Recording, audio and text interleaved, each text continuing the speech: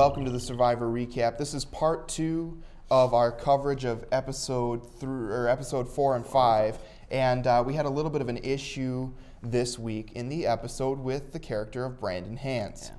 He really got into quite an argument with Philip Shepard, and it's kind of hard to sort everything out. So that's what we're going to try to do in this episode. We talked a little bit about how he had broken out on camp and basically dumped out all of their food, and now we're going to talk about what happened next. Yeah. The tribe went to the challenge, and after they picked up each itty-bitty piece of rice off of the ground, they said, hey, we should probably try to force ourselves to go to tribal. It's time to deal with this. Mm-hmm. So we weren't quite sure what they were going to do, and sure enough, they came to the challenge. Probst started doing his probing, and it all came out that Brandon was very upset. Probst had to remove him from the group, and basically everything broke loose. Yeah. The other tribe was there to see everything because they were at the immunity challenge, and basically they got to see this major rift forming in the fans' tribe. Kind of interesting how that all went down. You know, we got to learn a lot in this episode, and one person we got to learn a lot about was this character of Brandon. Yeah. We have questions, but at the same time, too, we did get to see a lot from him. I'm curious. I'm really not sure. Who is this guy? After learning what we learned, comparing it to what we've seen from him in the past, who is this guy? What's his deal? Why is it that this all went down? Yeah, you know, I think, I mean, obviously there's some anger issues, anger issues inside of his conflict in his mind, in his body, whatever it was. But you also have to look at some of the factors. You know, he obviously showed that he really cares about his family. And you know, if that's one of the points that, you know, that he you know, missed and it was aggravated, is he sleep deprived, is he hungry, is he, you know, not getting enough rest, is he? And when you think of that in the perspective of it's been raining, you know, they're sleeping on bamboo. Yeah. I mean, it can't be a good night's sleep. And then if you've got that extra issue of what's going on at home, it really eats at you. Right. We saw it a little bit with Johnny Fairplay. In the first Fans versus Fan Favorites, the guy missed his kid, even though it wasn't born yet. He wanted to be there in case something happened. Okay. And basically what happened was, you know, there was this issue, he left the game. Well, Brandon didn't quite leave the game officially. He was voted out, but it sure seemed that way. Yeah. So you can kind of draw a parallel back to that and maybe try to justify it that, look, this is a big issue. It's on people's minds. You know, it clearly is important to them. Maybe that's what did it. Yeah, and I mean, that's a recipe for disaster, really. I mean, you know, you're missing your family, you're missing, you know, how that feeling that you get with your family, and I mean, it's got to be tough. So I mean, logically, is it make sense to do? I'm not 100% positive, but I can understand where it stemmed from. Yeah, you know, we talked about his family, and when we talk about his family, we mean primarily his kids. Yeah, and. One thing that has always been an issue is that Brandon Hance has been living in the shadow of his extended family member, and that would be the infamous survivor, Russell Hance. Russell actually had a little bit of an issue similar to this. We remember that he actually, he was voted out when they were attempting to throw a challenge. Do you remember that issue? Yeah. We actually talked about that on the Survivor Recap. Way back when, and that happened, and now it comes down to the issue of Russell. Jeff brought this up. You know, does Brandon have kind of this issue? Is it in the blood? Is it running through his veins? That was really kind of weird. But what was the reaction that we got from Brandon? Go back, try to watch this footage if you can. Find it on CBS.com. He smiles.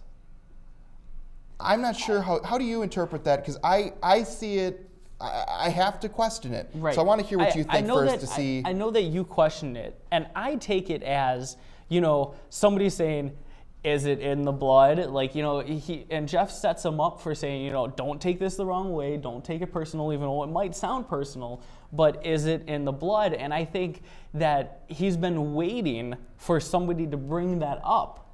And I think that was his way of going, yeah, I think, yeah, this is my family line. This is how we do things, and this is how we talk, this is how we get things done. And I think it was more of a smile of, oh, you noticed type thing. Yeah, and actually, we actually don't disagree that much. I misunderstood what you were saying coming into this. When I looked at it, I was skeptical and saying, okay, he's smiling. It's him saying, you picked up on it, you caught me, ha, ha, ha, ha. Okay. This is my gimmick, and this is how I'm going to get attention. Okay. All right, Brandon, if you're watching this, you know, we don't know you, and you know, it's hard for us to judge, but anytime, you know, in this show, when you get a reaction like that, it's something that you're gonna question. So you know, I'm not sure. I mean, truthfully, would you be surprised to see a reality show come out of the Hans family? That would be very interesting. No, it would. Yeah. It really would. And it kind of seems like something you could expect to see nowadays. This Southern family with anger in their blood. I mean, it's so stereotypical, this family, and I'm not sure. So I don't know if he's trying to ham it up, and I got to be a little skeptical. If he's trying to ham it up to try to get some sort of a deal out of this, maybe he's just legitimately that angry.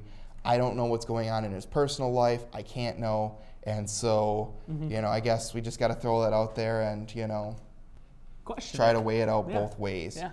One thing I'm a little curious about is they actually talked on Survivor about how the first time around on Survivor, it just ate him alive and how it caused so many issues.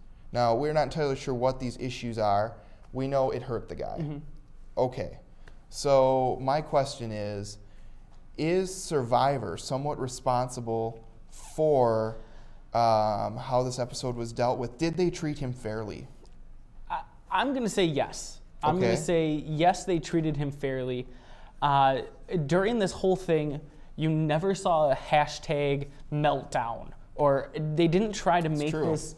They didn't try to make this a social media blow up. You know, they let him say his piece. They let him, you know, they didn't try to play this as this huge, you know, as huge as it really was, because it was a huge deal. But what I'm saying is they didn't go over the line with you know, trying to draw viewers in.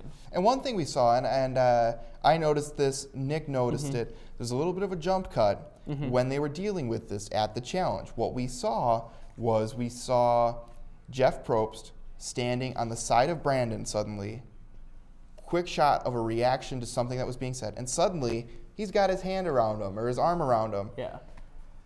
That seemed a little suspicious to me. I don't know if there was necessarily something cut out or, you know, how that was dealt with, but you got to be a little suspicious. You know, it's possible that what was going on was manipulated. It is Survivor. It is reality TV. Look, they're going to do what they need to do to create a narrative.